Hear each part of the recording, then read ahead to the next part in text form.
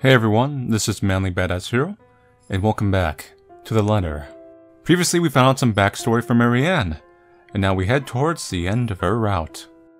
From the mansion and through Anselm, I rode with them in silence. But as soon as we hit the city proper, I asked to be dropped off and bid them goodnight. I thought it'd be best if I didn't stay too long in confined spaces with either Mrs. or Mr. Wright. Both seemed to cause me serious trouble, and if the project had been any less interesting or grand, I would have dropped it without a second thought. Would have, shouldn't have, won't. I assure them that my place isn't that far off, and I have to fight off the urge to roll my eyes and groan when whiskey throws me a little smirk. But even in my own home, peace is elusive, as is sleep. I lie awake, thinking of what I saw in that mansion, of who I saw. If I so much as hear a single whisper from her, if I so much see a wisp of her hair, I'm afraid I'll go mad. But none of that happens, and it makes me feel hollow. For 2 nights I've had trouble sleeping. But it's only one morning, when fatigue has already let me rest, that I'm reminded what terrifies me so. Taxes. No, I mean ghosts. Ghost taxes. In my restless dreams, I see that mirror. The one in the study. And in it, I see her. I see them. I kinda like this song. It's played during Zach's route, and I thought it was really used well there. Lorraine and Hannah. Hannah and Lorraine. Poor pathetic Marianne. Work, work, work.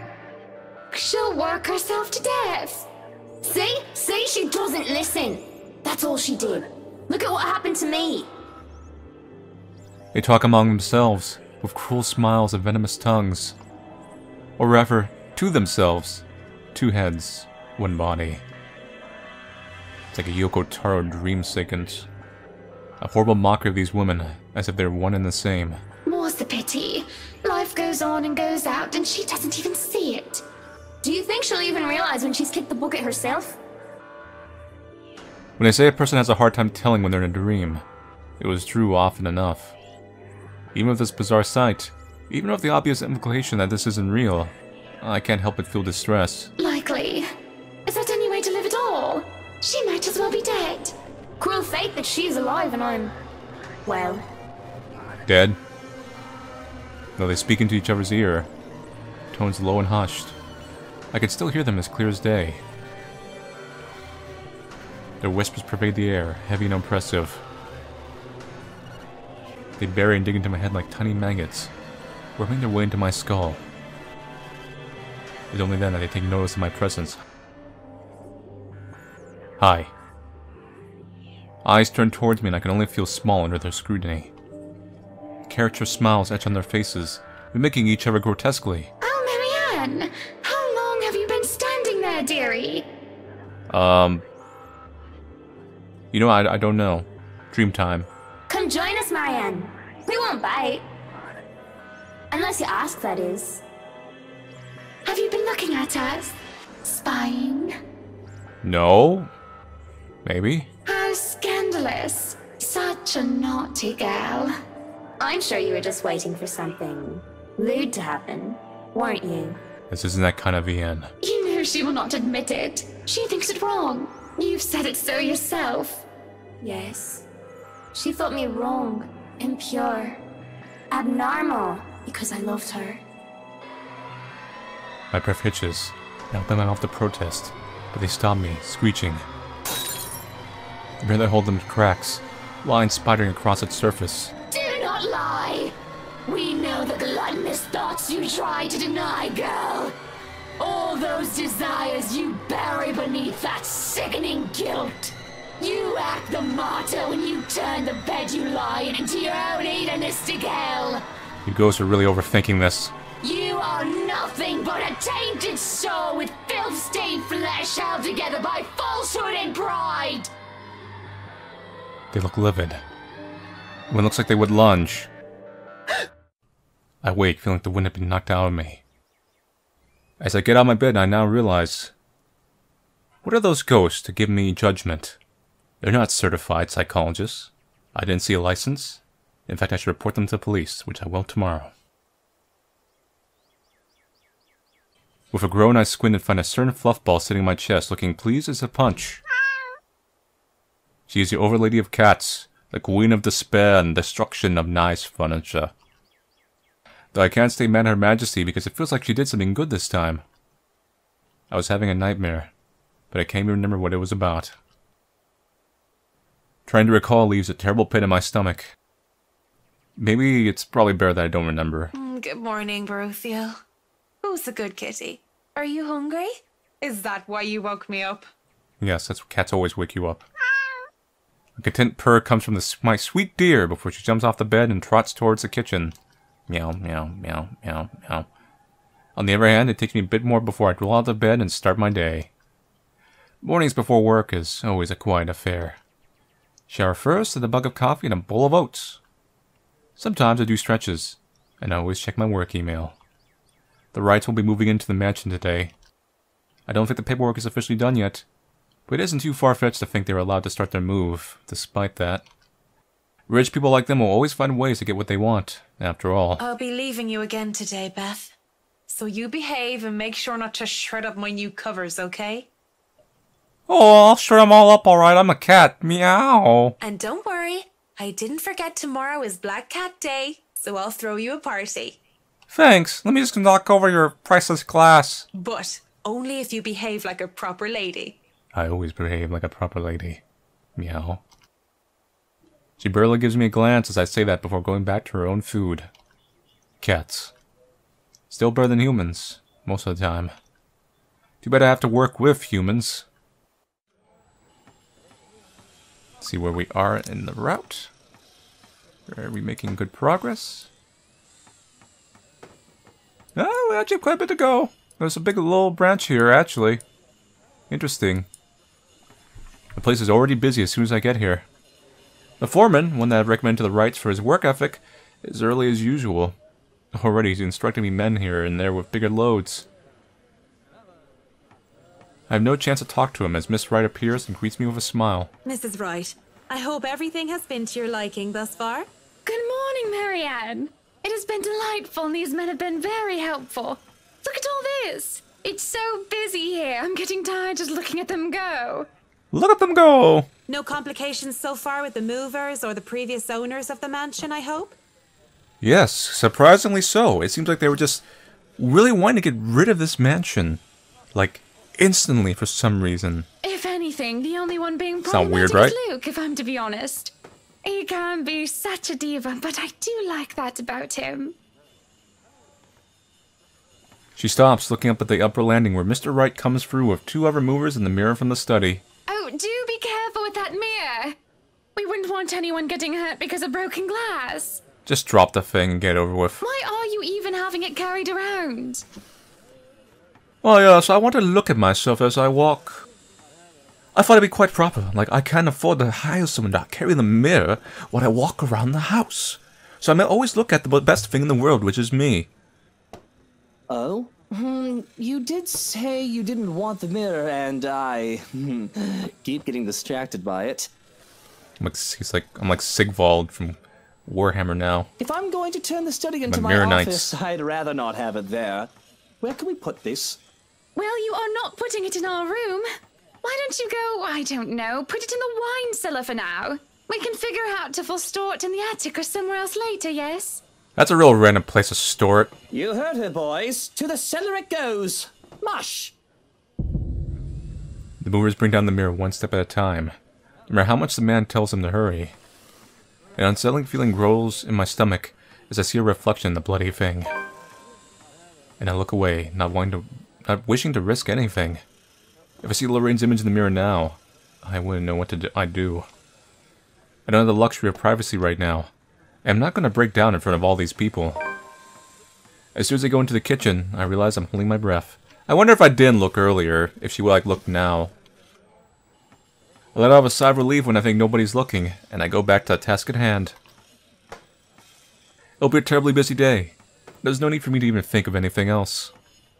I talk with the foreman, fill him in, and which room is which. That's the haunted room. That's the bedroom.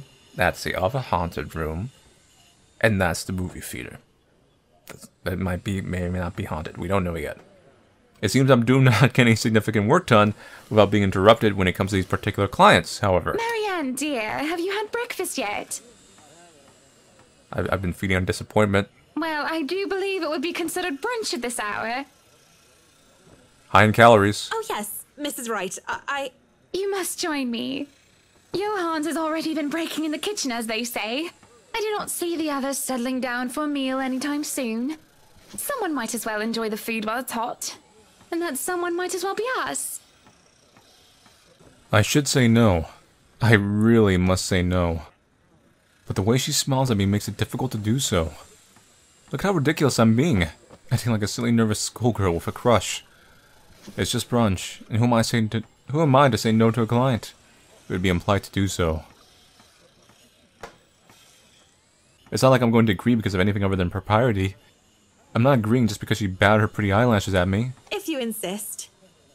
It really isn't any of those. But something about her eyes, rather. She looks like she needs a good talk. A friend.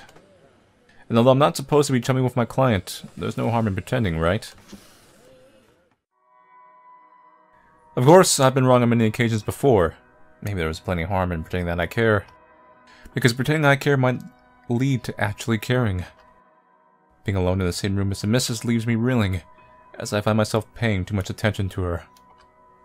It seems so borderline unhealthy, how much I'm getting obsessed, even if it's just by looking. And it's the little insignificant things that I noticed, like the way she plays with her hair or how she smooths down her dress. Up, higher, come on now! I want that mirror to look good at every angle. Carry it over your head. I wish to look up at my face. Whiskey's annoying voice in the other room helps pull me back to the ground. I'm just looking, aren't I? I know that someone like her wouldn't even look at someone like me. Still, there's sometimes they'll turn around this bad decision. I'd really like to thank you for inviting me to breakfast, Mrs. Wright. But I already ate, so I should really go back to work. Nonsense! You arrived so early, you must not have gotten a proper meal. Sit, sit! I'd situate us in the dining hall, but it is a mess right now. Her concern is sweet, as is her smile. But I'm really not here for idle chit-chat. Something I keep forgetting. Look at that egg. Look at that. I believe it might be orange juice or some kind of iced tea that has orange flavor. We're both distracted when the food arrives, and it's enough for me to stay, at least until the meal is over. No more, no less, just to be polite. Thankfully, the conversation steers into a topic I'm comfortable with. Work. This goes on for a bit, and I can't be more relieved. Most people don't understand, calling me a workaholic, but I chose to work in a field I'm enthusiastic about. So what if my career is also my hobby? But no, really, how have you liked it so far? Life sucks. It has been wonderful, believe me. Everything is going smoothly too. But she said, It has been a long time since I've worked on something on this grand a scale. Nowadays, everyone is about condos and flats, living in the city where every room is an identical box. Believe me, this is very refreshing. We lived in a condo before this, Marianne. I didn't mean any insult. It's fine, sweetie. Look at you, all frazzled. I was just pulling your leg. Luke wanted that penthouse when we got married, and you can thank him for purchasing this place as well. wait, doesn't she own the house? I'm pretty sure. I have no business with it though. It's theirs to hash out. But apparently, the momentary confusion had been visible on my face. Don't be fooled. I'm just the treasury. Oof. I wouldn't be able to make a purchase this grand without his seal of approval. I see. That's it. That's all you have to say. Yes. Yes, what else is there to it? Without warning, this nice friendly chat devolved into something horrible. Something sad. And awkward. But I really don't know what to say, Mrs. Wright. We were talking of no topic in particular, and... Luke. We were talking about Luke. About him not eating breakfast with you? About him treating me as if I were some treasury. Despite my general dislike of the upper class, I sometimes feel pity for them. They may have all the money in the world where material things aren't a problem, but they don't even see what they've become, where they've ended up, or what they've done most of the time. They're shut in by their own trap, forced to play along with society's expectations, and do anything to stay where they are and to keep what they have. A world where even people feel or are treated like they are mere possessions. When someone is at the top, the only way for them to go is down. Unless you're super rich, then you go up and up and up. I've worked with many Hannahs and Lukes and Whiskies, but never been one of them. I don't pretend to understand the world any deeper than that. I merely know what I've witnessed before. She looks lost, speechless at how she betrayed herself. My pity for the likes of her returns. Nothing but pity moves me as I speak before she can say anything else that might ruin or break her. I won't speak a word, Mrs. Wright. Not only am I contractually obliged to, it would also go against my principles. This is no one else's business but your own, and it should be kept between the two of you, and whoever you wish to seek counsel from. Please, Marianne. You have to understand. These sort of affairs, if anyone were to know this, they could just twist it and we'll be ruined. All I ask for is your silence on the matter. The way she practically begs me to keep quiet about it is disheartening. I have no plans of speaking about anything I hear, especially if it is about their private affairs. But the way she looks at me, the way she expects some sort of fallout because of this, makes my heart clench. Well, I'm keeping that information confidential as well. It's not like I have any other choice, do I? Thank you. When the last of the food and drink is gone, the door opens as if on cue. Madam, the photographer from Luxury Living is here. This was a wonderful meal, Marianne. You're free to return to your duties. Zach arrives. I must excuse myself. It was my pleasure. And thank you for the food as well. She stands up to leave, and all I want to do is reassure her again, to prove that I am someone she can trust. So when she looks back my way, I didn't fight the smile that has found its way on my face. I feel giddy. Ho-ho! But the feeling dies down afterwards as I sober up. Ho-ho! Oh well, back to work. Soon enough, I found myself drawn to the kitchen where the Wright butler has returned to. He's already claimed the space and telling the movers to back off, and no one dares to question his proclamation either. My kitchen. No kinder allowed. Little men running around with knives especially. We do not want any accidents to happen now, do we? Good? Good. I mean, it is a knife-wielding German standing there. I don't think anyone would be insane enough to refuse his request. I hope I meet the age restriction, or at least the height restriction, because I'm asking to be let in here. You are allowed inside, McCulloch, but not the little ones. A shake of my head and a roll of my eyes is all I give him. It's not like I'm going to be of any trouble to him. I just need to look around, get my bearings. The breakfast had been distraction enough. I don't even want to think about what we just talked about. I just need to get my head straight and get back to work. Let's see where we're at now. Do-do-do-do-do.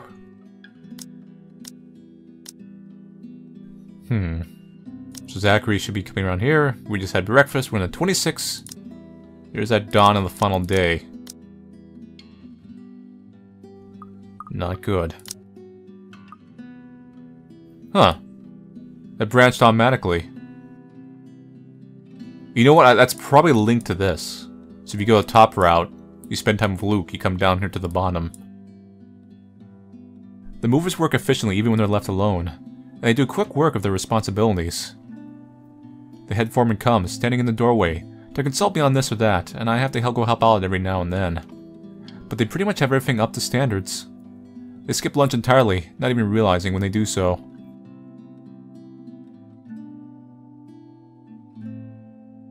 Nevertheless, all as well as the butler gets to heating up the leftover bubble and squeak from the breakfast, and makes a generous batch of fish and chips for them. Most likely simple in comparison to what he serves to the Wrights, but well done nonetheless. That smells good. Want to wrap up some for me to go? No. It's an idle observation more than anything. My thoughts, as they are, preoccupy me. If there are any left. Oof. One can't go wrong with fish and chips. Everyone loves them. Even my husband. And he's American. I really do hate getting so up close and personal with my clients. It's a distraction. It really is. It is obvious to me that I've got my priorities all wrong, when I can't help but think about what I heard, what I learned about the right couple. These things have a way of creeping up on a person. Thoughts, ideas, whether they are fact or fiction, they creep up and fester, crawl and writhe in any way that twists. I hear giggling, delighted and mocking. They creep up and... The sensations of fingers ghosting briefly in my arm causes me to freeze and hiss. Don't! What? I half expect her to be there. Whoa, no need to scream bloody murder. Oh, it's you. Oh, bloody murder! It's just me. Quiet down before you break glass. But it's just whiskey. Don't do that again. I don't like being scared. I don't believe in the likes of spooks. Being startled is not on the top list of things Marianne liked. Lucky for him, I have nothing within reach, or he would have gotten on friendly terms with something like a rolling pin. Knowing Luke, he would have enjoyed it. What was with that reaction? Were you really scared? Has Johan's been telling you ghost stories? He just loves to scare people. Isn't that right, Brother Gurium? The butler's expression is unreadable. I hardly see any emotion on his face to begin with since I started working for the Wrights, aside from vague amusement.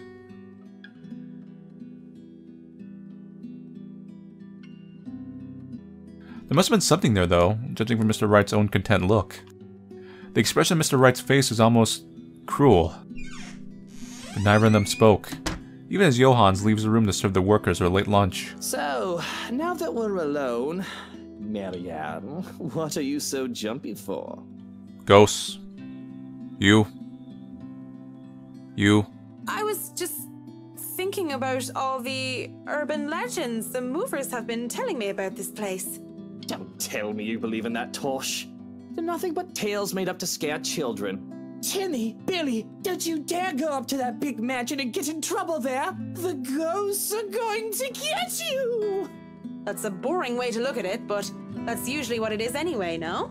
Like I said, I was just thinking. It'd be a relief, actually, if those rumors of this place being haunted is true. That just means I'm not going bonkers. Hearing, let alone seeing, a dead person isn't exactly the symptoms of a healthy mind. Sure, it means there would be such things as ghouls and goblins. But at least I'd be sane. On the other hand, there would actually be a dead girl walking around. If you could excuse the inane question, Mr. Wright, you haven't noticed anything weird here? Considering he's possessed. A simple enough question on the surface, yet I notice the man stiffen as the question leaves my mouth. I wouldn't have noticed it if I wasn't watching his reaction intently, but in his eyes, I see something dangerous. It depends on your definition of the word weird. Are we still on the topic of this place being haunted? Because no, things have not started to fly around and we have yet to require an exorcism. I don't think my head would like to do the whole 180-degree turn thing. Spoilers, he's gonna do it at the end of this novel. Calling it. Well, maybe that, but no strange people? If you say Zach... Aside from my usually weird butler and all the weird men traipsing around touching my things? No, not really. Why do you ask? Have you noticed anyone strange while you were here? Because you must report it to Johans and he'll have security handle it.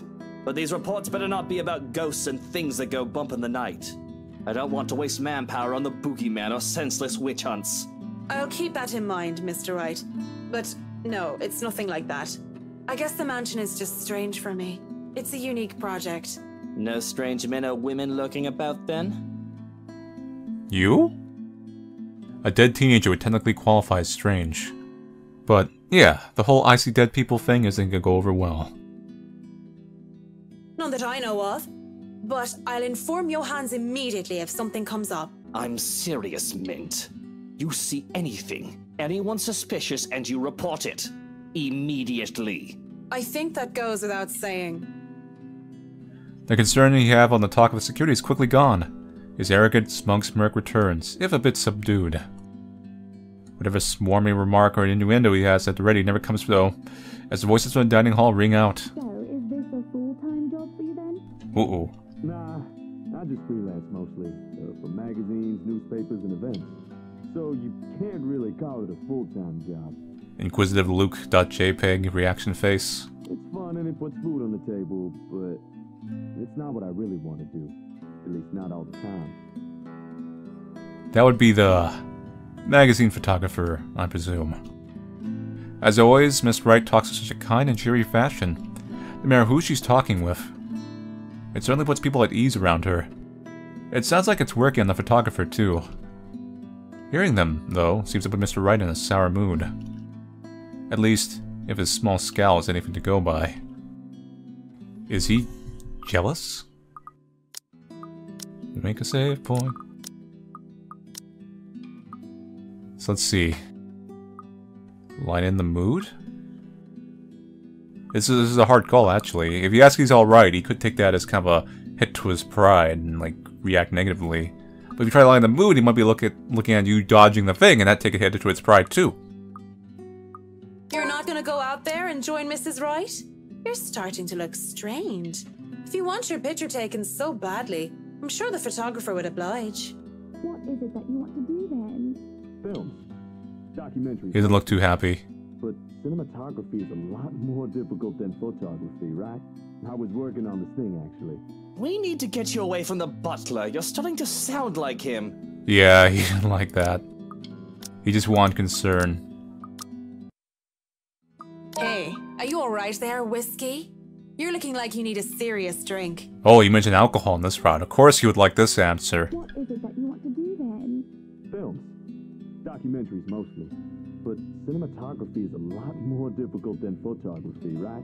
I was working on this thing, actually. I'm fine. Just a bit winded from all that moving about. It's been a long day.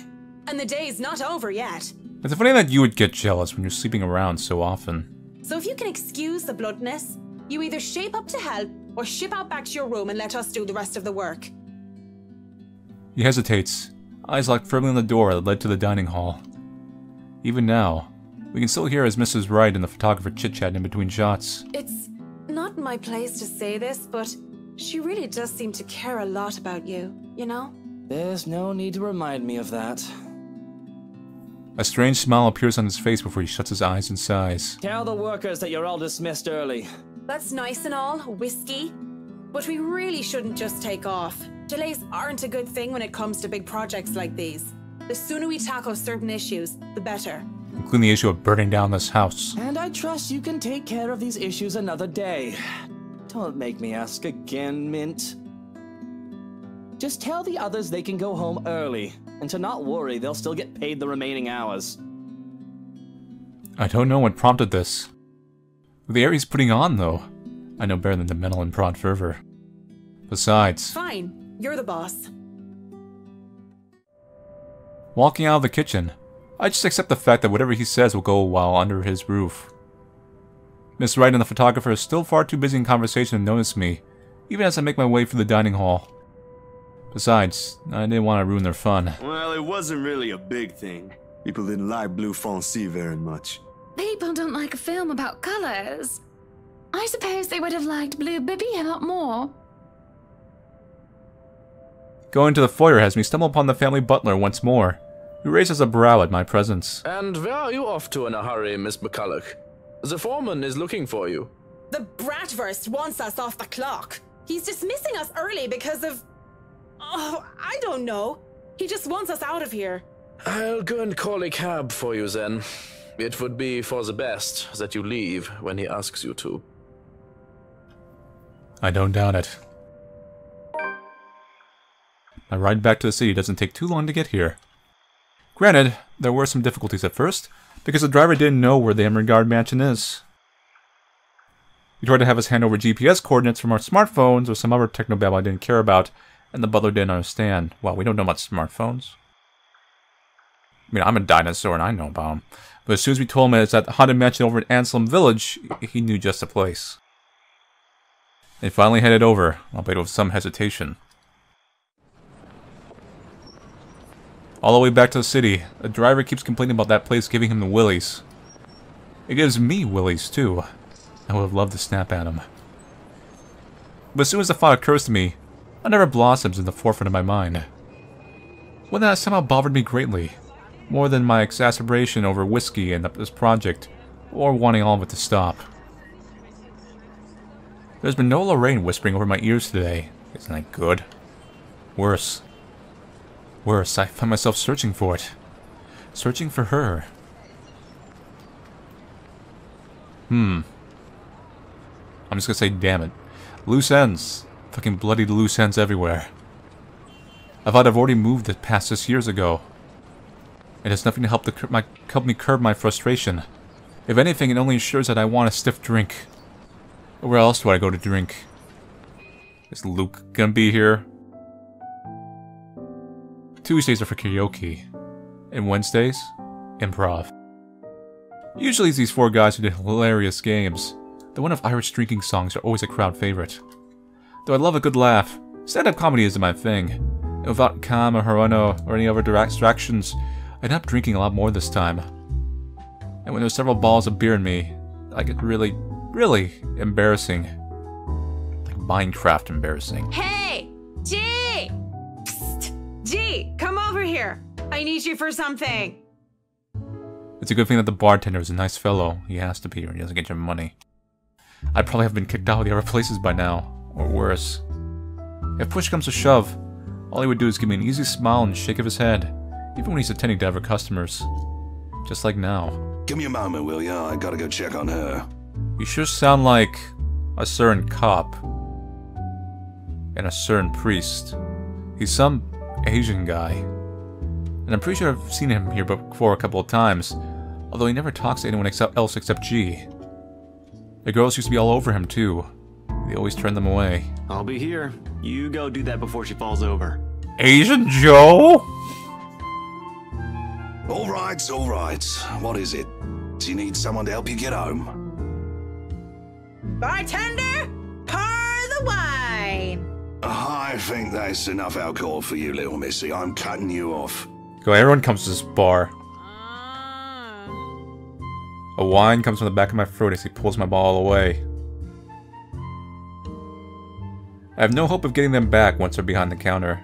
Even in my drunken mind, I don't dare hop over it for them. Because with little sense I have left knows I'd sooner take a floor dive than succeed in wrestling a ball from a sober man. But that doesn't stop me from trying to reach out with my arms like a stupid idiot anyway. He smiles and shakes his head, just like I know he would, before going back to the other guy. Right now, where were we? How you holding up, boy? With no drink and no one to really chat with, I would have gone home, or gone to sleep in the bar right there and then. But I'm not ready to stand up and try a trek back home just yet. I take it the investigation isn't going well. I like how Ashton's always just the Oriental, Asian Joe.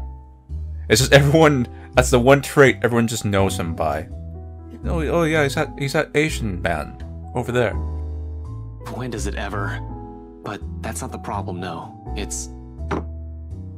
There's a sound of a mug being slammed down on the counter. It manages to catch my attention for a split second before I zone out again. It doesn't matter how I am or how my investigation is going, alright? Calm down. Joe. Don't take that tone with me, boy. You know I'm only concerned. I think this is... I'm pretty sure this is post... Yes, post Isabella. You're drinking too much as is, and I've never seen you drink before when you were here. Not once. You've been sulking here for over an hour now, which is unusual in itself. So tell me what's going on, because I'm pretty sure alcohol don't have the answer you're looking for. That's fine, because all the answers I need are probably from you. Just give me what you know and I'll be out of your hair. This about that torn-up girl on the news?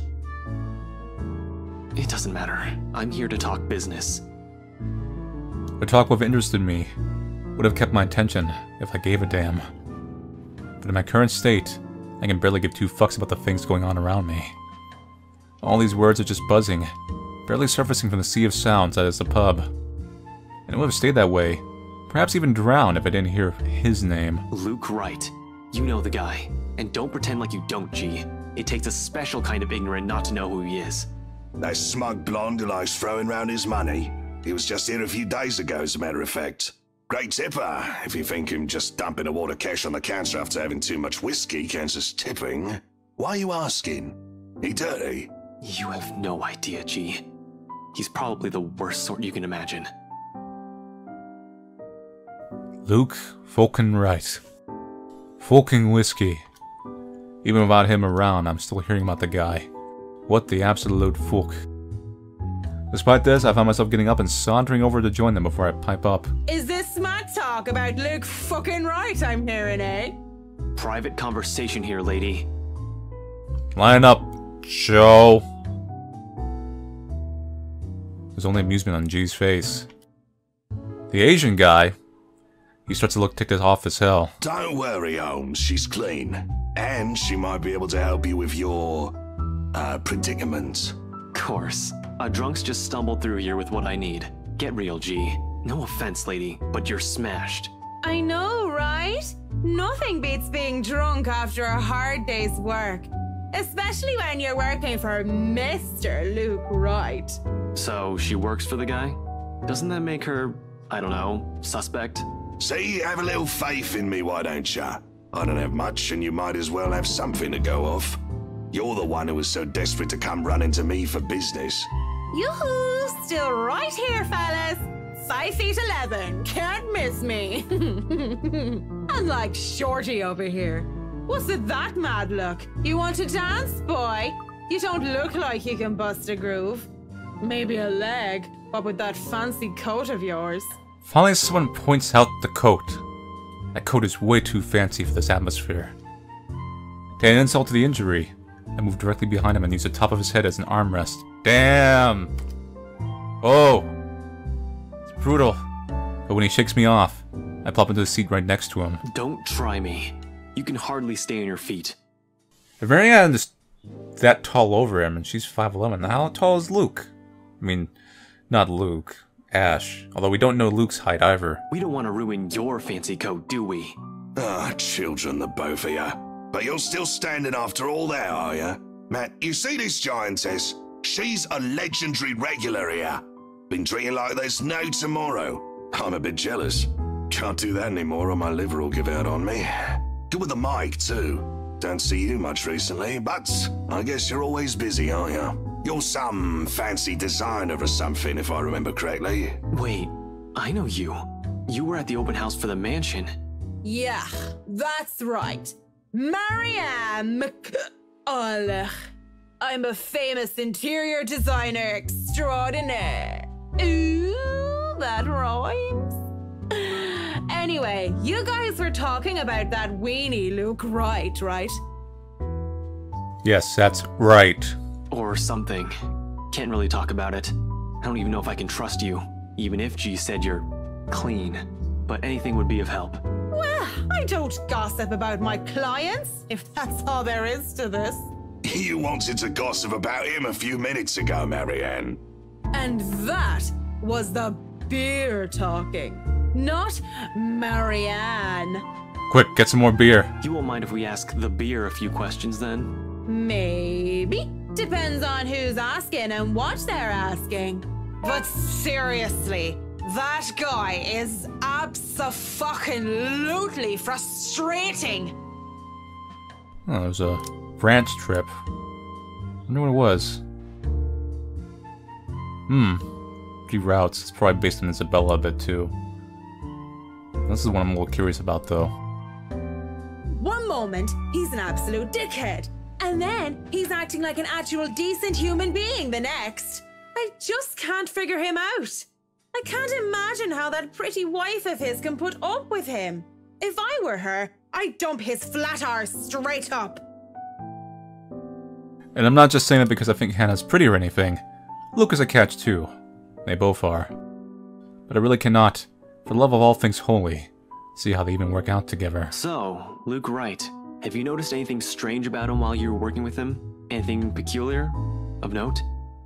You're the one being peachy right about now, Holmes. But nah, nothing that comes to mind off the top of my head.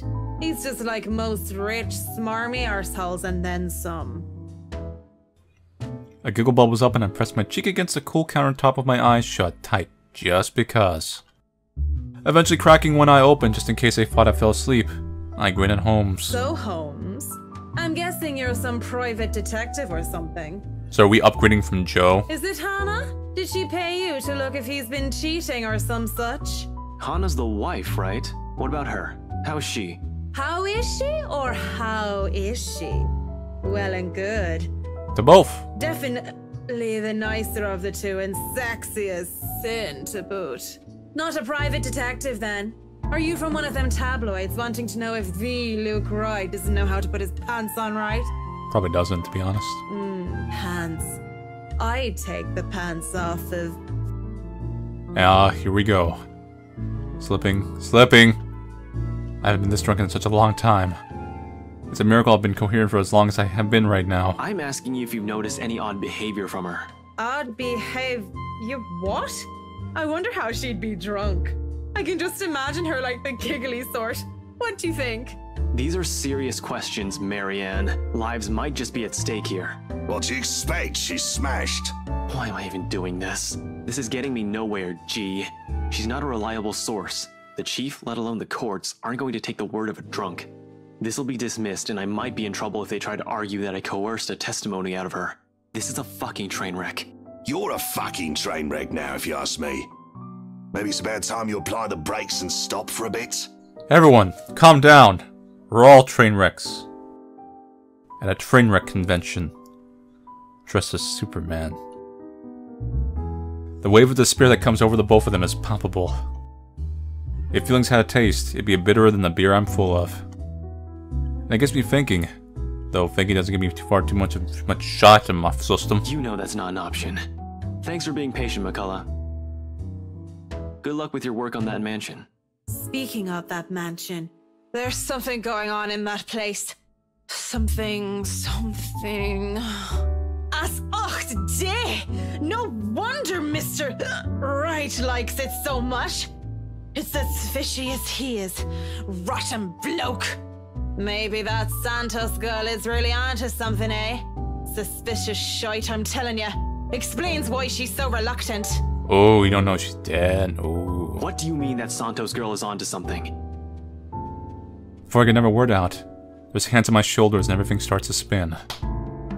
I quickly slap his hands away, the best I can, and send him the foulest look I can muster. take your hands off me, pipsqueak. I'm not a lady who's shaken or stirred unless you want me up-chucking on your pretty hair. But it's just like I said. Are you sure you aren't brain damaged or deaf?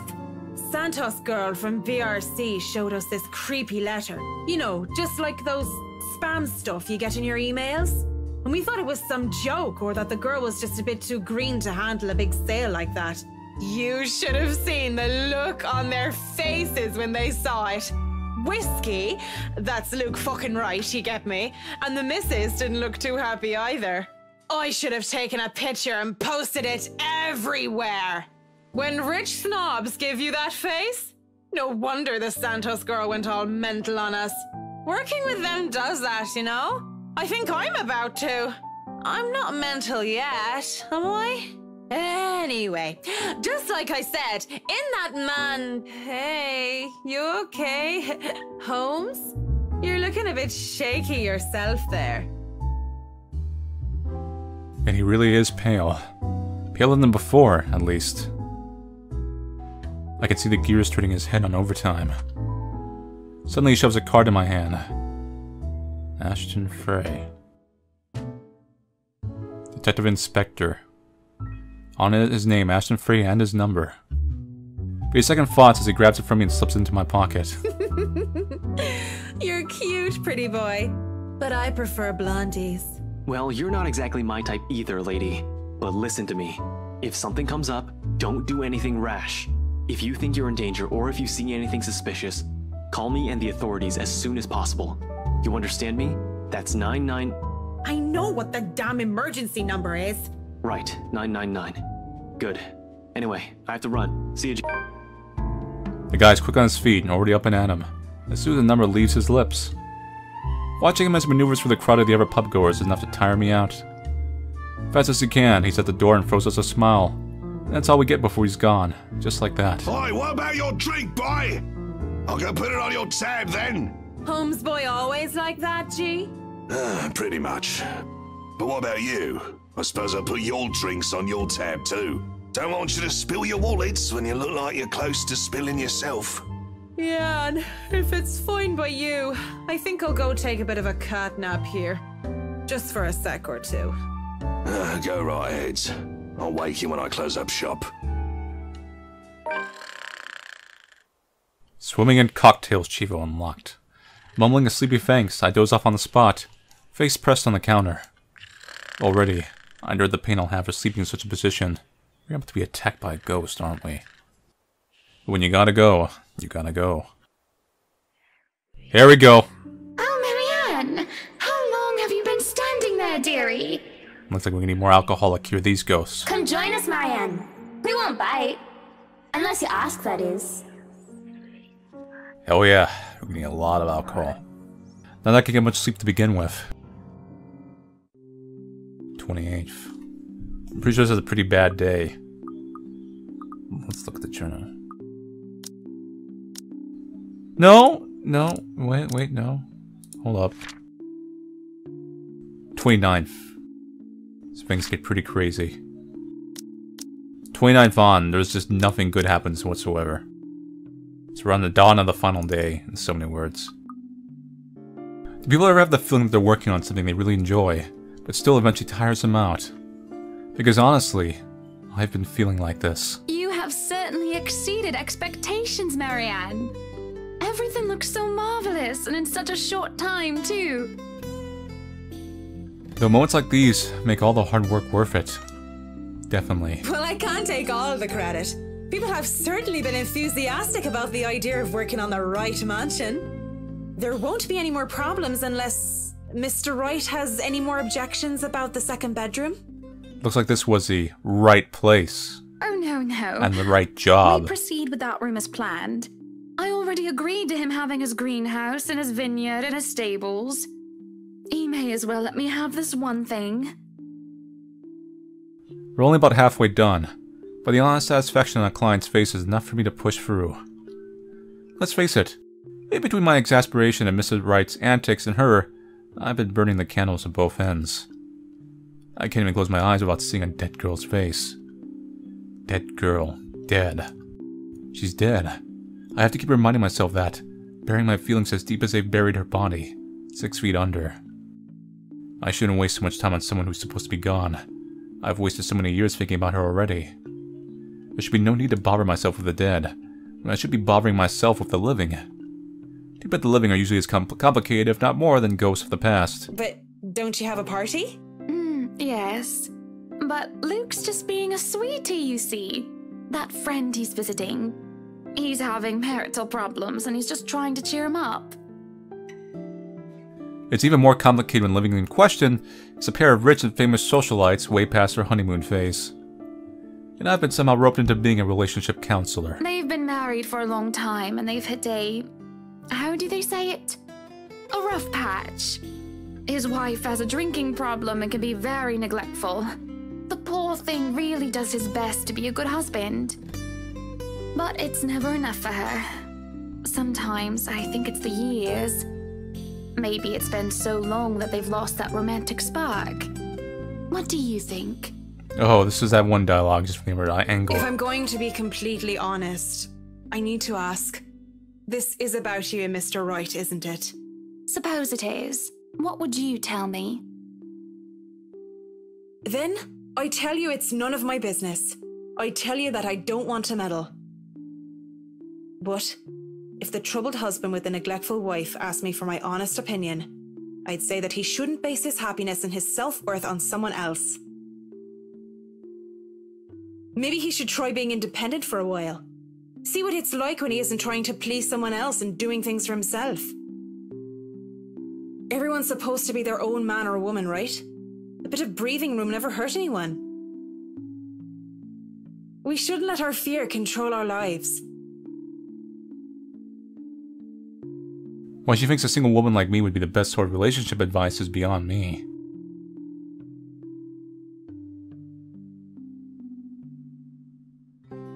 Still, I talk and answer to the best of my abilities. Without realizing it, I'm already pointing out a part of me that I had thought were long gone. I like to believe my words will be of some help to Miss Wright. If I'm honest though, they are some help to me, like some weight has been taken off my shoulders. Lorraine. I really should handle what's left of the work. You won't be attending the party? Oh, you really must, Marianne. The weight of what happened to her hasn't left my knee yet, did it? Maybe. I'll try to stay and chat. Maybe grab a few bites and a drink, but I can't be around for the entirety of the event. My apologies. Busy, busy, busy. You must stay a while. I'd love for you to meet some of my friends, and they're ever so excited to meet you. You need to say hello to the Lees, at least. If it wasn't for them, I'd never even heard of you.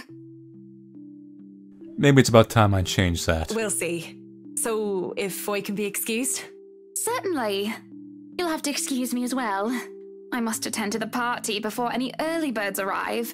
Because, believe me, they will throw a fuss if things aren't ready, even when they're not supposed to be here until an hour later. Ah yes, no one likes the early birds. Though I shouldn't dwell on the dead. I shouldn't just callously forget about them too. Saying that I have work left to do is an easy enough excuse to make. I know however people see me. They see someone so obsessed with her craft that she would so easily miss things like a party fort. Outside the parlor, people hurry about here and there in preparation for the Wright's grand housewarming party.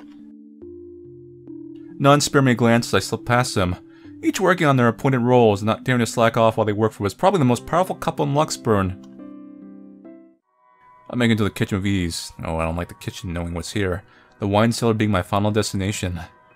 But when is a great task ever simple? Probably never. And this is a great task, isn't it? My greatest one yet that is worthy of being called a quest. I'm not acting as Marianne McCullough, the professional interior designer, when I chose to lie about being too busy for a party. I'm Marianne McCullough, a lawful neutral cleric with 9 points in wisdom and 8 in charisma. First time we ever went out, we wiped. It was not pretty. Should have been maxed. Just thinking like that makes me a bit cheesy. But it helps with the fear. It helps overcome the insane thought that I'm actively seeking out something that's been plaguing me for years. I might face my worst nightmare, or I might see nothing, and I find myself imagining grand quests fall flat. And who would have thought that the gatekeeper to my final quest would be someone I thought would be a valuable ally? Schnell! Hurry up, you snails! We are on a deadline and you are wasting my time! The butler comes from the cellar into the kitchen, tailed by a couple of others. People who I assume are most likely chefs and bartenders. I'm a little curious. We hit this branch yet? No. He raises a brow, seeing me just standing there by the hatch, by the trap door. It almost looked like he's going to throw me out for being in the kitchen without permission. But then, he motions for the others to disperse and familiarize themselves with their surroundings. Meanwhile, he continues to stand there, preventing entry into the darkest beyond. What are you doing here, Fraulein? This is not the place for guests or in an architect right now. I request you leave. I was just looking around for any last-minute things, yes? You know, like ghosts, depression, regrets. Yes, you have been doing that a lot. Looking around, snooping about. Snooping as usual. Now is not the time for such things. If you're not careful, people might think you are up to something. The look he gives me as he says this is almost chilling. If life was a game book, he'd probably be the true neutral warlock guarding the treasure room. A difficult opponent to beat with 9 points in wisdom and 8 in dexterity. Well, I'm not done yet. I actually need to go into the wine cellar. Just need a quick go at the place. So, just don't mind me. I'll be out of your hair soon enough. Go outside, enjoy the party. Bask in the praise and adulation they will no doubt shower you with when the madam speaks highly of you. Surely you've had enough of this stuffy old kitchen by now. You do not want to cause trouble. Both the bratwurst and Hannah want this to be perfect. It would be a disservice and disrespect to toe out of line and risk it being anything otherwise. And more importantly, I will be blamed for any failure that happens tonight. His intervention almost turns me away. Maybe this is a sign I'm not meant to seek Lorraine out. But... Please, it's really important. Let's see where this happened. Rigging him right near the end. 15 minutes. 9. 10 minutes. Any longer and I'll pull you out of there myself. The Bratwurst will be furious if he thinks anyone is touching his precious wine without his permission. Not my alcohol! Thank you. This seriously means a lot. That's almost as valuable as that mirror I make the people carry around so I can look at myself all day. He steps aside, begrudgingly. At this point, it looks like there's no turning back. The cellar greets me ominously as I descend. The space feels smaller, a lot more balls lining the wall compared to before. Knowing that what might be waiting for me here makes things worse. The mirror that had been moved from the study is my goal. This is a really big wine cellar. Okay, we're going down one of the ending rounds now. I did not return to it after my initial discovery, but the thought of Lorraine, how much I want to see her again, even if it's just one more time, keeps coming back to mind. As I walk through the cellar, I have to stop when I feel something crunch beneath my feet. Crunch. No! The alcohol! Such a waste. Whatever few balls are left behind here, now nothing but glass under my heels. Perhaps dropped by one of the many chefs and bartenders that the butler had escorted through here before. Luke's not gonna like that. And they made a downright mess, with red slick pooling from the remnants of a good drink. With how dark this place is, a person with a dark enough imagination can easily mistake it for blood. I can't help but think it is, despite the easy logical explanation that come to my mind, only because of what I'm about to do. It's merely a momentary distraction as I get to the end of the cellar where the mirror stands. Propped up on the far wall, it gleams innocently while pretending to be a simple and ordinary mirror. How morbid to think this thing can show a person their deepest, most desperate desires, and then twist it to an image so dark. That's what I had seen that day. Though I heard Lorraine many times, I had only seen her within this frame. I wonder if people have discovered it before. Or do you really think this is a magical mirror and not just a ghost that's messing around with you? How many were wasted away in front of it, enamored, and how many were frightened away by what they saw? Yet as I stand before it now, nothing. I can barely see my own reflection in this darkness. How does this even work? Mirror, mirror on the wall? Something? Anything? Who is the Lucas of them all? Luke, right. Nothing.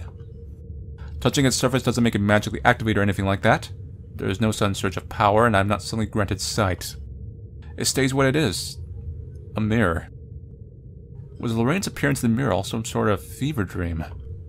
Am I really that burdened with guilt and despair that my mind would eat itself in my stress and have me hallucinate such things? Either way, just going here on some crazy obsession for a girl long gone must warrant me a trip to the doctor. Already, I feel ill. After a few more minutes, in the hopes that something would change, I turn around to leave. I can just go back upstairs like nothing ever happened, perhaps drop by the party for some hors d'oeuvres, and go home and collect myself. Besides, Mrs. Wright expected me and I'm... Going to leave me again then, are you? Oh, here we go. I stop in my tracks, but I don't turn back. As much as it pains me, I don't look back. If I'm just hearing her again, desperately delusional, and I look back to see nothing, I don't want to give myself false hope. So what happens if you look back and now you see bleeding out blood from her eyes? Is that any better? I would take the false hope over that. But when I feel fingers around my wrist pull at me, I look back in shock. My first thought is, how in God's name is this possible? And the second is, Lorraine. Her hands are cold. Are you that mad at me that you're just going to ignore me, Marianne? I don't know what to say. I can only stare at her and wonder. She stands there, in the mirror, with only her arm extended outward for my sake. I look at the hand still holding my wrist, and when she sees me looking at it, she moves it so that our hands are intertwined, fingers weave together. Seeing her there and feeling her touch meant I'm not crazy, though however impossible and unexplainable this is all to me right now. It just takes my breath away.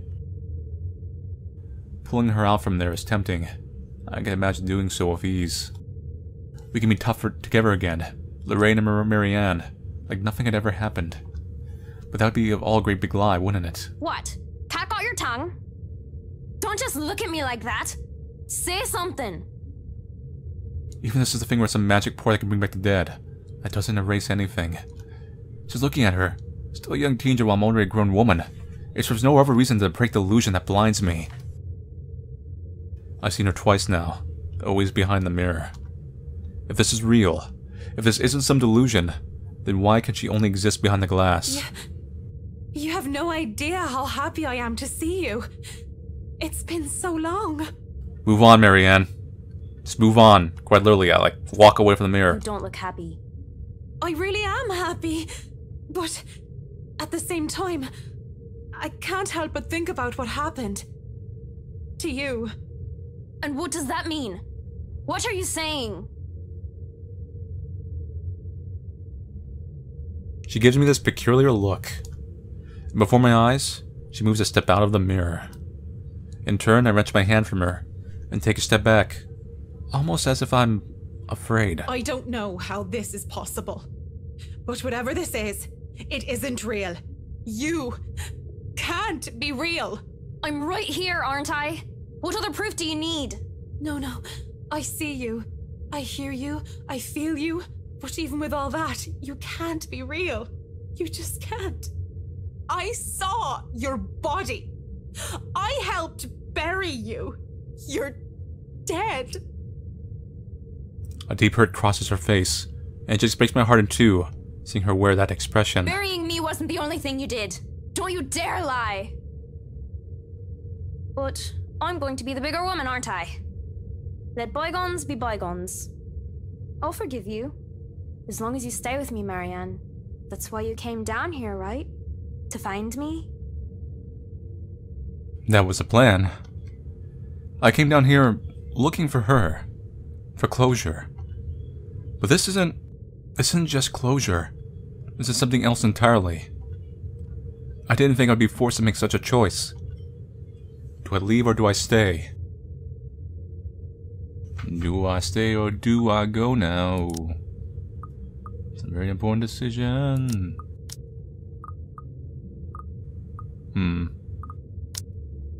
Well, either way, we're gonna get all the endings for this, so... Let's say first, I want to stay. I really do want to stay. With her. I'm getting tired of pretending, of lying to myself. And the fact that I'm admitting this to myself now of all times only brings to light how Lorraine was right about me all along. I should have listened to her. But, Lorraine, you're dead. How can we even stay together? Did you even need to ask that? I know. And it's your fault, isn't it? You tore us apart. But now, you can put us back together again. And now that I have the choice to fix what I'd done to us, then who am I to do otherwise? I'm so sorry. I must look like a right mess. I'm here, Em. I'm here now, don't you worry. Come here. It takes everything I have not to tear up at the sight of her. She reaches out and slips her fingers through mine before pulling me away from the tunnel and towards the mirror. Our reflection, a grown woman and a teenager barely past her prime, lends a bizarre light to this whole scene. I can't imagine how you've been so alone all these years. I left you, Lorraine. I didn't mean to, but that's what I did. I don't even know if you can ever forgive me. Don't cry. Doesn't suit your pretty face. Besides, I don't have to be alone anymore, do I? You're here for me, aren't you? You'll never leave me again, will you? My mouth goes dry as she looks at me. That isn't the plan. This isn't closure. Yet her hand in mine makes me believe that this is real. She's real. And that's all that matters. Nothing else. Yes, of course. I wouldn't dare leave you. You swear you won't leave me? I swear to God, I won't, Lorraine. Though her smile remains, I can only describe her expression as sad. She walks around until she stands just behind me and wraps her arms around my waist. I nearly crumble with how I am in her arms once more. And when she puts her chin in the crook of my neck and I feel her hot breath on my neck, I'm filled with both joy and grief. The scent of chocolate, almonds, honey, and beer surround me. My first taste of love. The love that I denied. It had been so bittersweet. God's not the only one you're making promises to, Marianne. Swear it to me. Or, even better, prove it to me. I'll stay forever with you, Lorraine. I swear it to you. How do I even prove it to you? Simple. Just die. She presses something in my hand. A large glass shard from a wine bottle. Cold and sharp. Wow, I was right. You join me. Is she suggesting that I... Die for me. Lorraine! That's... How can I? How can I even do such a thing? There's no need to be scared. I'll be here for you until the end, Marianne. Even if you hadn't done the same for me. But that's the only way I can forgive you. The only way we can be together again. Whoa-wee. She guides my hand, raising the glass shard. My own hands are weak, as is my will, and I can only bare my neck to do with as she wishes. There's no reason, no self-preservation, as I mindlessly welcome my own death, as it will lead me to my salvation. I feel nothing at first, other than the glass touching my skin like a caress, until a stinging sensation blooms from my neck. The pain sears and burns like nothing I've felt before, and every breath intensifies the feeling. Even if I want to cry out and scream, I can only cough as a slick metallic taste coats my tongue. The most I can do beyond that is to rasp out, calling for her name. Lorraine. Cold and weak, I grow worse by the second. I cough with each ragged breath, expelling the blood on my healing from my slit throat. Shush now. It'll be over soon. Damn, we've been played so hard. Really soon. There was a moment of doubt, as I remember that the devil was once the most beautiful angel in heaven, that I shouldn't be deceived by such beauty. But in my final moments, all that is soon forgotten. My mouth twitches, I can't muster even the smallest of smiles anymore. And but I'll be with Lorraine.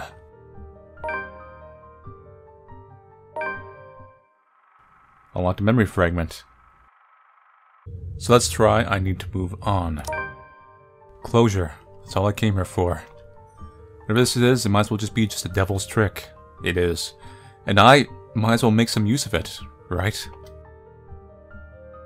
I see nothing at first, for fear of angering whatever phantom this is. I take Lorraine's hand and bring it up to my lips, pressing a kiss to her knuckles. She takes it as some sort of invitation to pull me along, to step back into the mirror until only her arm is extended again. I should have been more honest back then, both to you and myself. So is this Lorraine actually separate from the other ghost? I know it's too late. I'm sorry. But the thought of being with the dead did not agree with me, not one bit. I can't stay with you. So what? You're going to leave me for some old trophy wife? That's it, isn't it? You're going to leave poor Amy Lorraine and go after the next rich, pretty blonde that you see? No, I'm just not gonna follow a ghost into a mirror. Big difference. This is a mistake. All these years, guilt has been my driving force. I felt so guilty for what I did, what I didn't do. She thinks she can guilt me into being complacent, but she realized otherwise. I pull my hand from her. And I'm going to look at anger on her face, an anger that runs cold. She did not like the fact that I'm not some puppet on a string. Hey, there's just no strings on me. Had she chosen her words carefully, I would have accepted whatever punishment Lorraine chooses to give me. Guilt had ran my life, and it might have very well ended it. Because I deserved it. But what I did to me. The blood in my hands is mine, not yours. Whoever or whatever this shadow is, my gut tells me she's not Lorraine. Yet, I keep talking as if she is. I broke your heart, not your neck. Don't you dare deny it! It was your fault! Because I loved you more than I dared to admit? Yes, that was my fault. But I never meant to hurt you like that. Despite my words, no matter how sincere they are, she appears angry. Enraged, in fact. It's been years since I last saw that face, and even now, the memory of it is still etched deeply in my mind. The hurt, the tears, and the heat spilling from her eyes that day, the moment I rejected her. Rejected myself for who I am. And she definitely will hate what I'm about to do next. To my left, a wine rack. And from there I take a ball and pray to all the saints I can remember. For all my sins. For every hurtful words I've uttered. For what I've driven her to do that day. What I forced her into. What are you doing? Ending it. I do it without thinking twice. Quickly, before I can hesitate, I grab a ball and send it straight towards the mirror. Shards of the ball in the mirror sent flying everywhere as Lorraine's scream echo in the cellar. Bitter. Searing. like every wounding accusation she hurled at me. They've never left me. I doubt they ever will. But with this, I can move away from them. From her. Live my life as I should. Free from the burden. Her burden. Because the Lorraine I know, the real one, the person I loved will never want me carrying this to my death. As the screaming dies down, I can't help but mutter weakly. It's done. It's done. Oh, Lorraine. Forgive me, Lorraine. I take some time to compose myself, breathing in and out, stamping down on the tremors still racking my hands, and straightening out my jacket and fixing my hair. All a weak attempt at returning myself to someone resembling my normal self. This will probably be easier to do so with a mirror, but I likely won't be able to stand looking at one for a long time. Well now, I should probably go back up there. Party to attend, rich socialites to do business with, and food to eat. Ghosts to avoid. Mrs. Wright will be happy if I make some time for it anyway. Yet, one last time to the shattered glass beneath my feet. I'm sorry, Lorraine. May you see God's light on the path. Turning around to leave, and for good this time.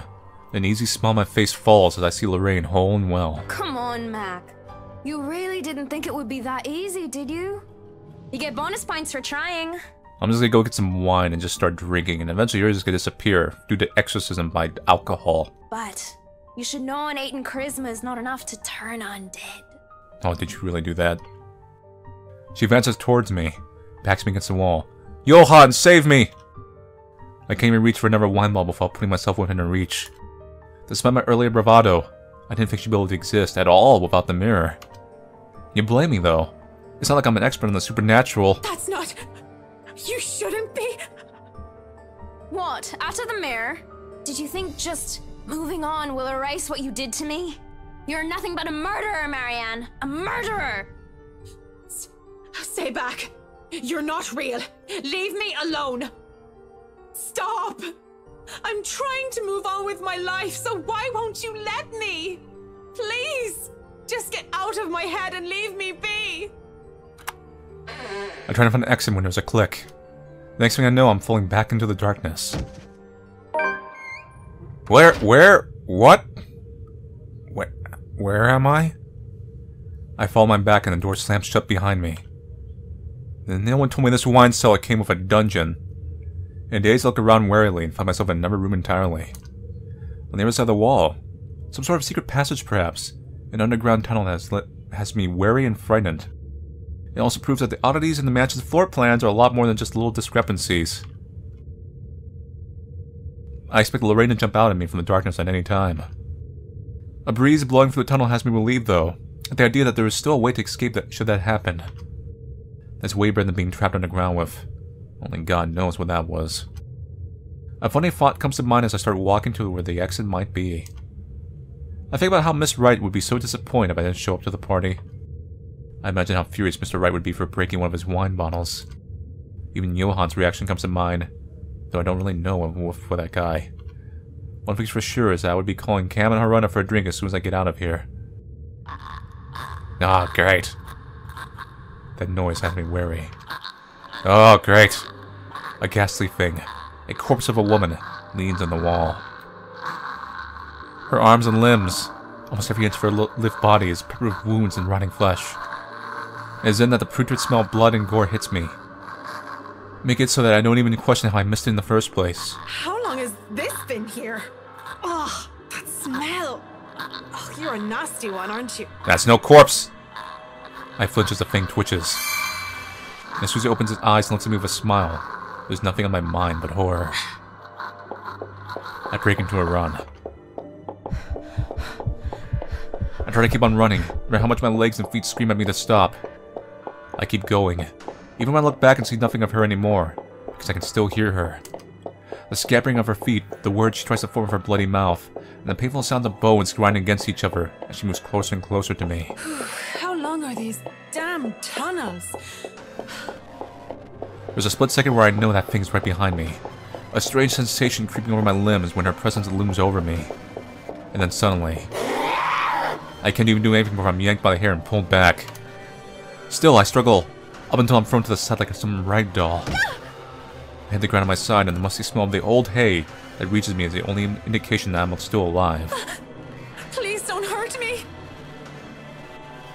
My body hurts and I keep my eyes shut tight, afraid of what might happen next. What's wrong, Marianne? Are you really afraid of little old me?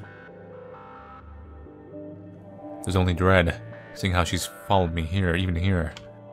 She looms over me, pecks me further in the cell that I was thrown in. Please, it's so cold. I don't want to be alone, Marianne. Why won't you stay with me? Why would you leave me? Why? Boy, this ghost really goes for you when you're isolated. What are you? Yeah, you were the ghost after all. Lorraine turns and shifts into that thing from before. And with that same gruesome grin, it takes a step forward towards the cell. Towards me. I barely scramble to my knees when the door to the cell slams shut and just stands there, staring. Shouts for help ring out in the tunnels, but none of them are coming from me. I'm more paralyzed and shocked by what is happening. My throat tightens at being fooled by the image of Lorraine, at the thought of being trapped down here. So then, where? Help me! Oh, help me! Are you getting all this on camera, Carl? Yeah, but are you guys sure this is a good idea? We're breaking and entering here. Don't worry, the owners of this place haven't been here in a long time. Look at this thing, though. It has writing in blood like some cheesy 80s horror prop. Wait, I have an idea. Oh man, that's genius! Everyone has like stereotypical American 80s teenager accents in like England. What kind of butthead would even take this thing seriously? Maybe we can stick this in Rowan's backpack. That's where his kid would panic. Guys? Guys, we're about to get Blair Witch Project. What? Spit it out! Behind you! You're in the corner of a cell. Whoa, god damn, you are fast. A digital camera comes flicking to life, and a video has played back on the screen. It's hard to even consider paying any attention to it when my life is on the line. But when the ghost doesn't move and the teenagers' mocking shots of help me filled the cell, I just had to watch. What I had seen, students, judging by their Saint-Ready uniforms, they were holding that thing. The woman, she... Wait. Okay, so now we're going down the other branch, which is determined, if you go back here, by this route. And this route was essentially, looks like there's some differences here. For the most part, this was a conversation with Luke, and actually Luke considers that Hannah may be happier if she went back to working rather than being a housewife, and he actually thinks of proposing that she does this, which kind of conflicts with some other times we've seen Luke, so he's certainly a conflicting character. Aside from that, the rest of the route is pretty straightforward. She meets Lorraine in the wine cellar, and she finds out about the secret passage earlier. So that's the main difference between these two routes right now. And then we've gone all the way back here again. Aside from that, everything else was pretty much the same.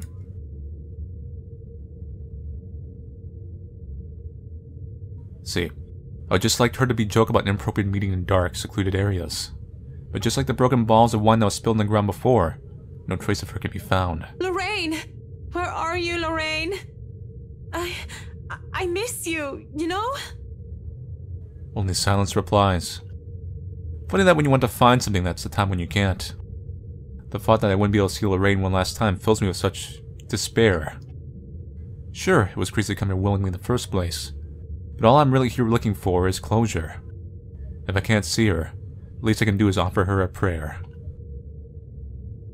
On the verge of tears, I kneel in the middle of a dark, damp wine cellar and put my hands together in prayer. May God grant her eternal rest and... As when her laughter fills the air. It rings along the walls until it echoes in my head. And like a siren song, it draws me in before it comes to a stop upon reaching a dead end. Ooh, could it be an adventure then? A secret passage? There must be a hidden switch somewhere. Go look! This is the most interesting thing you've done by far. A secret entrance. Although the idea in itself is inane, only makes this entire endeavor much even more perilous. But I need to find a way to open it. So it seems in this route she's looking for the entrance more focused. Already I'm running my hands against the wall in order to find some sort of hidden switch. It didn't give it when I tried to push it open before, and I doubt that would have changed anytime soon. But if there's a door, there's always a way to open it. Hopefully without the need to break it down. A shame I can't roll for perception checks in real life. It's such a silly thing to say out loud. Though there is no amusement on my face, and I do check, glancing at the mirror from the study. Though a sanity check would be more fitting right now, wouldn't it? Ooh, rolled a 1. Rolled up 1. I mean, how long have I been down here, searching for a switch of a hidden door? In order to go find a dead girl, no less. It's only unreasonable. It's insane. At this point, they'll find me clawing at the walls, using my nails to try and see if there are any grooves or hatches I might have missed. I'm surprised I haven't gone past the 10 minutes that was given to me, and I'm not being hauled out of here. I don't want to bank on the chance I'd have more time, although I know it's... I really shouldn't let these kind of things bother me too much right now. If I don't continue looking, there's no point in me going down here. Dirt and rocks stick underneath my fingernails in the search, but there. A section of the wall, about the size of my palm and just as well hidden as the hollow wall, is a switch, or a button rather. Face it, Tigress. You've just hit the jackpot. Oh yeah, that's not a reference. The excitement I feel at the discovery finds me pressing it without a second thought. When a click echoes in the cellar and the hidden door creaks open, I stop. What should I do? I believe... So the major choice here is actually completely different. Very interesting. So let's try... staying for right now. It seems so cliché, like a death trap from an old horror movie. It might very well be dead end down there. Hopefully not literally. Probably is. Though I have no reason to fear for my life, it's hard to think I'll be in any way safe if I continue in there. The thought makes a chill run down my spine. Yet nothing is as paralyzing what I hear next. It's distinct and alien, and it's enough to make me look, nervous of what I might see there. Behind me, I only see... Lorraine! You're here! I thought I would never see you again. I can't even question how in God's name is this possible. Seeing her there fills me with such a strange feeling of relief. I told myself I was ready to move on. Yet here I am, ready and willing to just embrace her back again with open arms. Her beautiful blonde hair, her soft lips with skin so fair and swaying hips. She laughs and the smile she sends my way as she walks over makes my chest feel tight. But her eyes are the most beautiful of all. I'm so sorry. I must look like a right mess. It's been so long. I'm here, Em. I'm here now, don't you worry. Come here. It takes everything I have not to tear up at the sight of her. She reaches out and slips her fingers through mine before pulling away from the tunnel and towards the mirror. I wouldn't be surprised if this ending is pretty similar to the ever bad end now from this point on. A reflection. A grown woman and a teen who barely passed her prime lends up with all her light to this whole scene. I can't imagine how you've been so alone all these years. I left you, Lorraine. I didn't mean to, but that's what I did. Yeah, I think this is pretty much gonna be the same. I don't even know if you can ever forgive me. Probably the only difference is gonna be a little more railroaded into like the bad end. Don't cry. Doesn't suit your pretty face. Besides, I don't have to be alone anymore, do I? You're here for me, aren't you? You'll never leave me again, will you? My mouth goes dry as she looks at me. That isn't the plan. This isn't closure. Yet her hands in mine makes me believe that this is real. She's real. That's all that matters. Nothing else. Yes, of course. I wouldn't dare leave you. You swear you won't leave me? I swear to God, I won't, Lorraine. Though her smile remains, I can only describe her expression as sad. She walks around until she stands just behind me and wraps her arm around my waist. I nearly crumble how I am in her arms once more. And when she puts her chin in the crook of my neck and I feel her hot breath on my neck, I feel both joy and grief. The scent of chocolate, almonds, honey, and beer surround me. My first taste of love. Love that I denied, Manly Bass Hero said as he read the same lines. It had been so bittersweet. God's not the only one you're making promises to, Marianne. Swear it to me. Or, even better, prove it to me. I'll stay forever with you, Lorraine. I swear it to you. How do I even prove it to you? Simple. She presses something in my hand. Am I really going to see this again? A large glass shard from a wine ball, cold and sharp. Join me. Is she suggesting that I... Die for me. Lorraine! That's... How can I? How can I even do such a thing? There's no need to be scared. I'll be here for you until the end, Marianne. Even if you hadn't done the same for me. But that's the only way I can forgive you. The only way we can be together again. She guides my hand, raising the glass shard. Oh god. My own hands are weak, as is my will. I can only bare my neck to do with as she wishes. There is no reason, no self-preservation, as I mindlessly welcome my own death, as if it will lead me to my salvation. I feel nothing at first, other than the glass touching my skin like a caress, until a stinging sensation blooms from my neck. The pain sears and burns like nothing I've felt before, and every breath intensifies the feeling. Even if I want to cry out and scream, I can only cough as a slick metallic taste coats my tongue. The most I can do beyond that is rasp out, calling for her name. Lorraine. Cold and weak, I grow worse by the second. I cough with each ragged breath, expelling the blood I'm inhaling from my slit throat. Shush now. It'll be over soon. Really soon. There's a moment of doubt as I remember that the devil was once the most beautiful angel in heaven. I shouldn't be deceived by such beauty. But in my final moments, all that is soon forgotten. My mouth twitches. I can't muster even the smallest of smiles anymore. But I'll be with Lorraine. Now let's go in. Which will most likely be similar to the other route, but with some slight differences. No time like the present, eh? I have to hurry and... I turn around when there's a crash. In my haste, I bumped into the mirror, making it fall to the ground and shatter into 100 pieces. And shit. I hope that is an original piece. I don't think my insurance will be able to cover it. I can probably find an imitation to replace it and...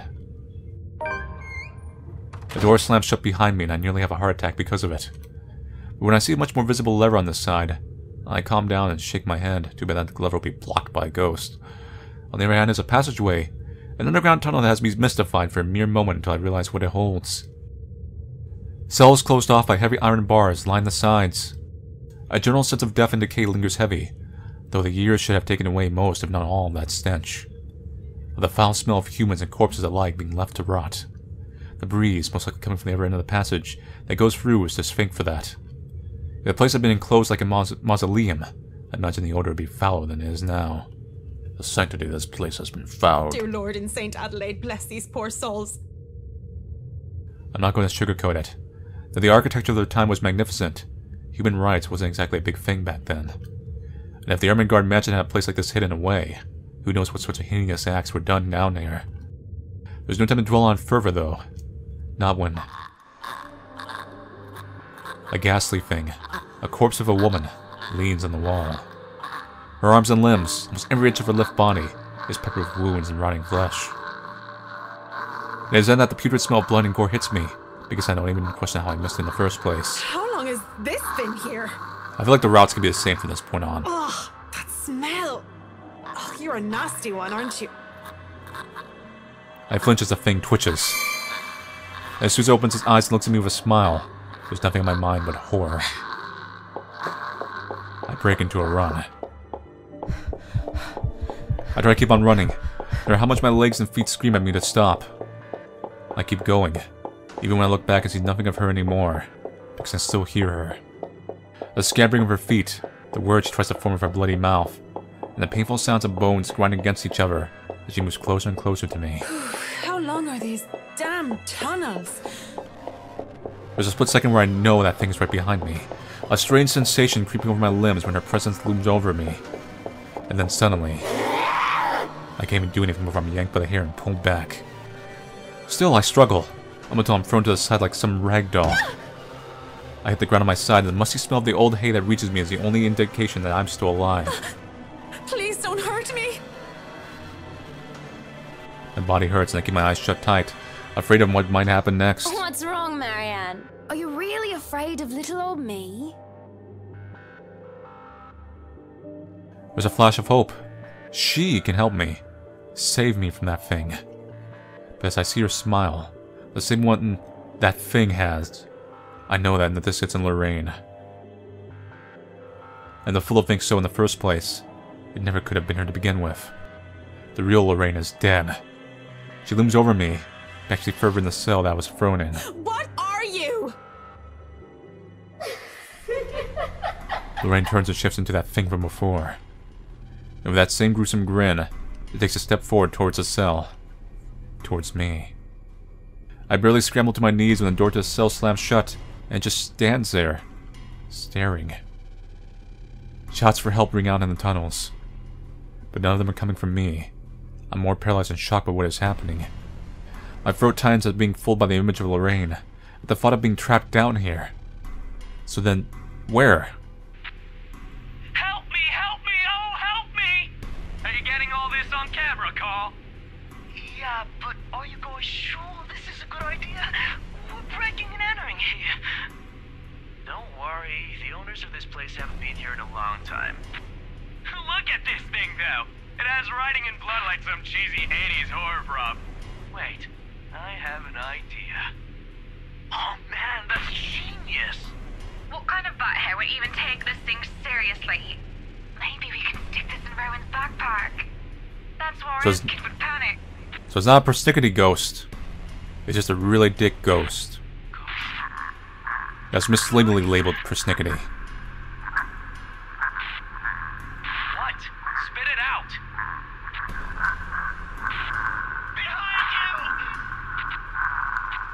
There, in the corner of the cell, a digital camera comes flickering to life, and a video has been played back on the screen. We start to even consider paying any attention to it. My life is on the line. When the ghost doesn't move and the teacher's mocking shouts of help me fill the cell, I just had to watch. And what I had seen, students, judging by their Tinker-ready uniforms, they were holding that thing. The woman, she... So I guess we can confirm you're not the servant, you are the mistress.